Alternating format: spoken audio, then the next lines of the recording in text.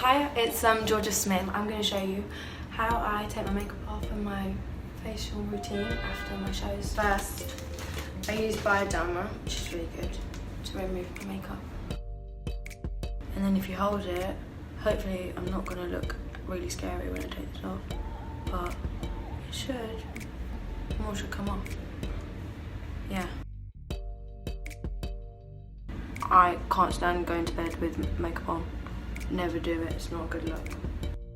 My mum said whenever you're taking eye makeup off, use 2 separate pads for each eye in case, I don't know what could happen, but something could be in one eye and affect the other. Sometimes I do this, as you can look. These are good. Now I'm going to wash my face. I'm going to use this. It comes out like that. And because when I'm on a tour bus, it's so difficult to wash your face because we have to use water bottles.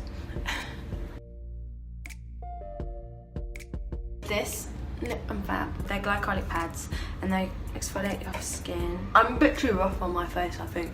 I'm not quite sure if you should put them on your eyes, but I always do. And I haven't actually been looking that tired recently, so I really like lip balm because I don't like dry lips. Put new ones on.